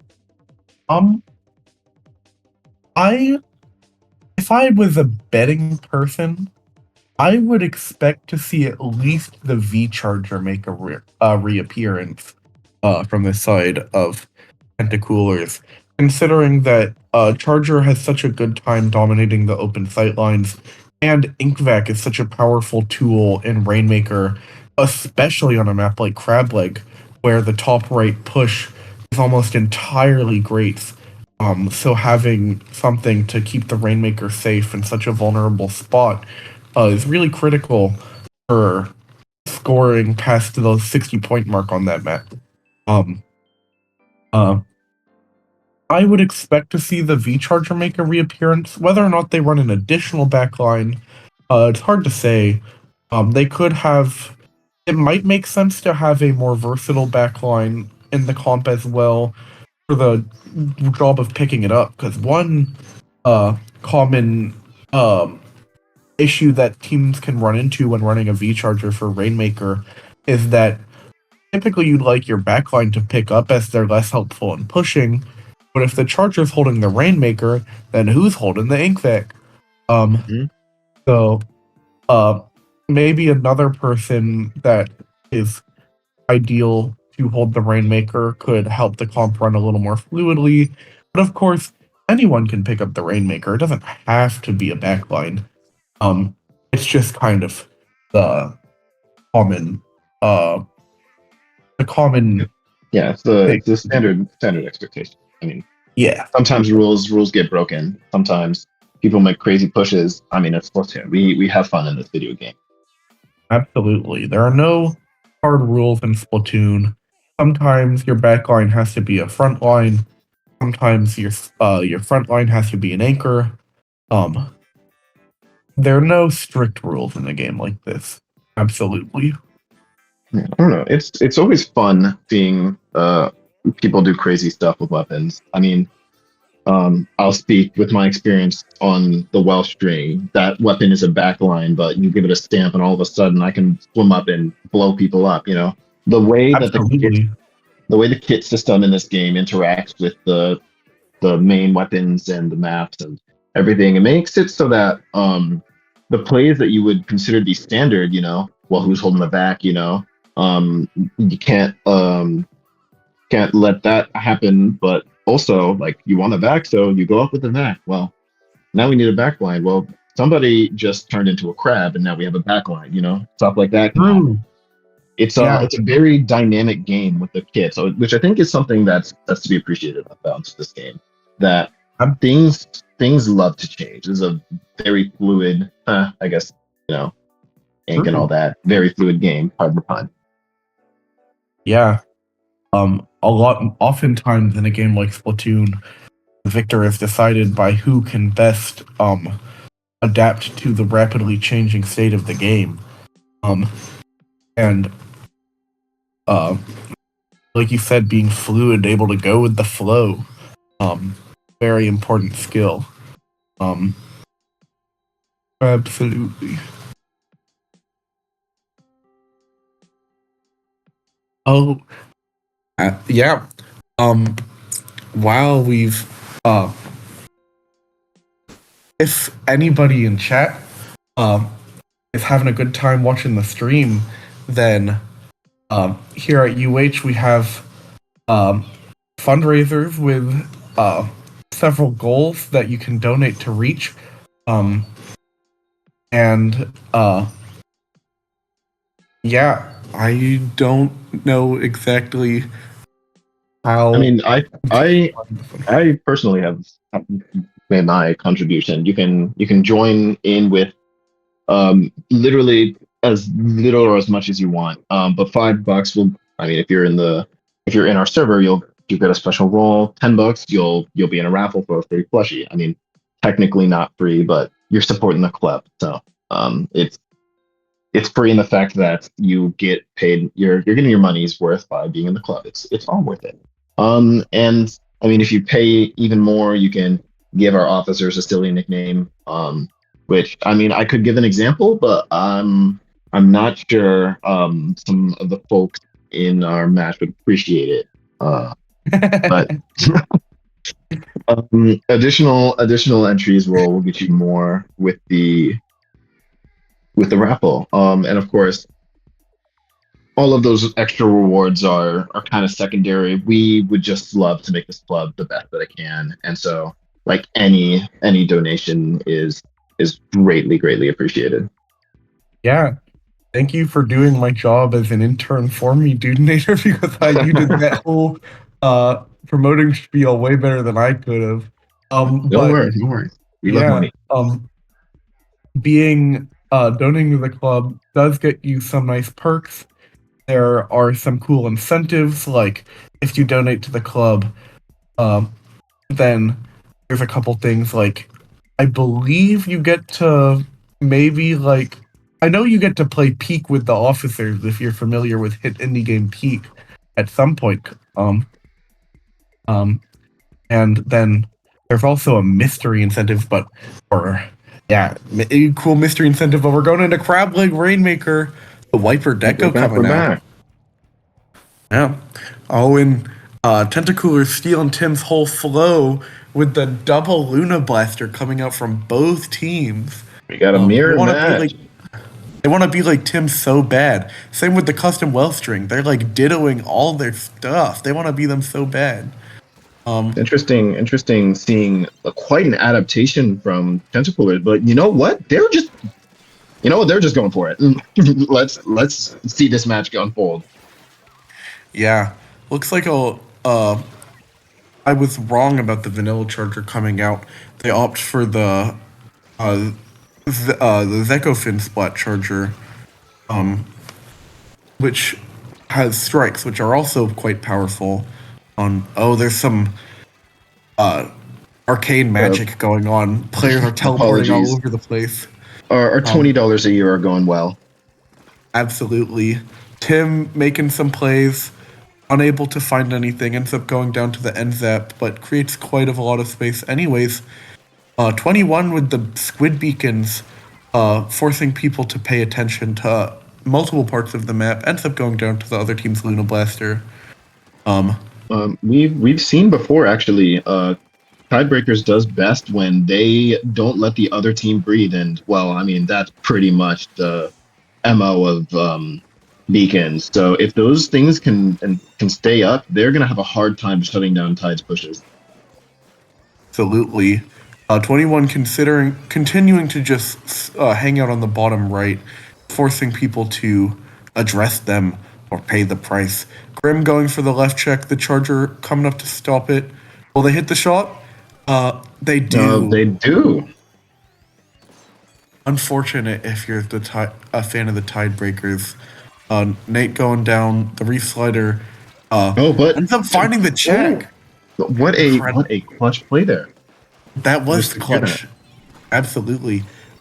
Grim holding down with the well stringer. But Luna's in position, and that's a scary weapon. I mean, they know the power of that weapon when it's in position. Yeah. Brad sharking with the dapple doolies on left plat. Tim holding down top right. Ends up dying to the Rainmaker, unfortunately, a little overzealous. The Tidebreakers here are kind of falling in numbers as Tentacoolers kind of gears up for a push. They shut it down pretty quickly. 45 isn't terrible. 45 is a good place to be for Tidebreakers. Absolutely. As good as they'll get it. The squid beacons allowing Tim to come right back in and continue to wreak havoc. The Wiper Deco, an interesting choice, but seems to be working pretty well. That Luna Blaster missed that, which, I mean, the Luna Blaster missing is not a common occurrence. And Tidebreakers is coming in here for a bigger push, gearing up with their specials. We see the Wave Breaker coming out. Tim is just trying to push up and get up that ledge, but they are stuffed out. But Tidebreakers is still keeping up the pressure. That Wellstring's like, hey, you still got annoying AoE to deal with. But it has been dealt with by that Luna. And it's coming out with the Zipcaster, just zipping literally everywhere. They are making themselves known. For sure. Pushing up top left into a team with a Wellstring may prove to be difficult since it's such a narrow area and the Wellstring can output one-shotting bombs really consistently on a spot like that. But Tim continues to hold down the offense with the Luna Blaster. I believe that was a triple. That was impressive. That was good. Absolutely. The missiles come out from 21. Bread's taking some fights in mid. Alongside Tim. Let's see if they can make something happen here. The pop ends up finding a kill on Tim. Unfortunate. Not what you want to see. I mean, playing into Wellstring, that's another thing to know. We didn't even note that. Wellstring is the greatest Rainmaker popper in the world. So both teams have to be careful when they're pushing in on that Rainmaker bubble, or it will explode, and they will also explode. Yeah, Tim going crazy down on the bottom left of the map, but his offense is not followed up on. Someone finds a kill on the Wellstring. It's now or never if you're Tidebreakers. You have to now is not the time to be jumping out, unfortunately. Tim trying to make a play happen but goes down. And unless a miracle can be made, it looks like that's gonna be the set. With Tentacoolers closing it out 4-1 over the Tidebreakers. An interesting set of games we've seen. I mean, both teams played to their strengths. I would say that Tiebreaker's general strategy of being just the rush that never ends kind of struggled against Tentacoolers that was a little more conservative and controlled with their specials. They made good use of momentum rather than just staying stalwart in the face of a counter push. And I mean, as we've seen from both teams in this set, when it comes to that clash of ideals, Tentacoolers has come out on top. Yeah, absolutely. Although I bet if a lot of the offensive ideas coming out from Tidebreakers have a lot of promise, if they could tidy up their offense a little more, I'm sure they could go really far. They just we gotta hit the lab, and just make a couple more optimizations. But I'm sure Tidebreakers is gonna come back swinging, checking their bracket. They've still only played 3 of their sets, so they're likely going to have one more to play. Not quite sure. Wait, let me check who they have to fight next. As Cheese checks for us, I'll also quickly note it's very interesting that the shift we saw across the grand like scope of the match, even from the start with the Tentacoolers going from the double back line to the more standard kind of just bullying offense back to the double back line. No matter what, the one thing remained consistent. They killed people, and I think that was one interesting thing that kind of led to their victory. They just knew how to get picks, and staying in the offense is great, but you need numbers for that. So it'll be interesting to see in their future match how Tidebreakers kind of adapts to that.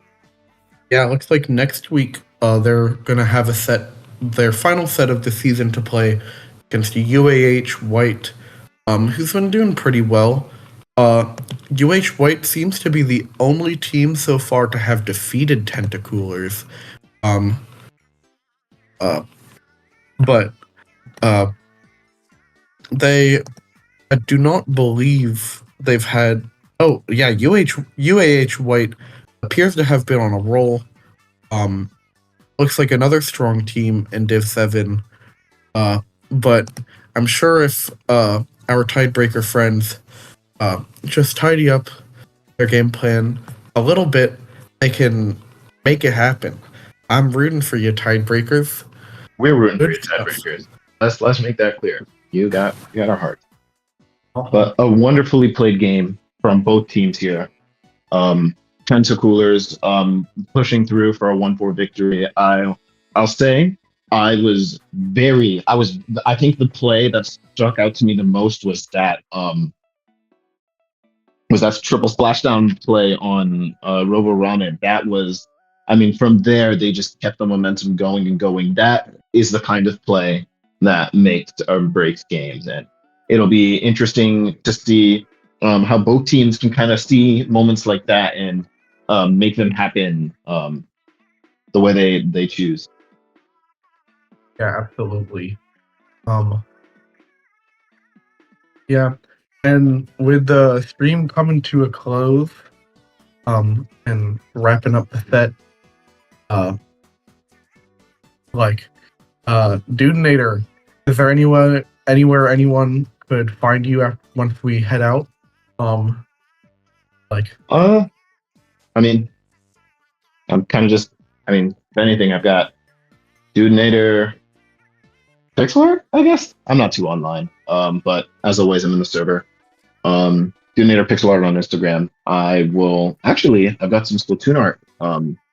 You guys can look forward to. I'm working on, and it'll be fun to share that with y'all. But yeah, I'm always in the server. If you guys wanna, if you ever wanna say hi, I'm always here. But if you want to play in PBs, prepare for evil stamp because I'm the evil stamp guy. yeah. And myself, you can also find me around the Discord whenever.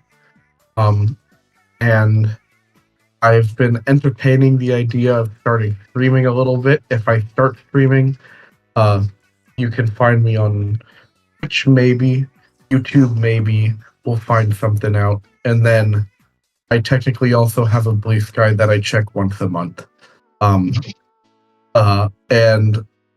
next time there's a stream, I'll remember what my account is called, or so that I can promote it here. But I forgot. But with that being said, good night, chat. Good night, stream. Thanks for showing up. Yeah, that's all from us.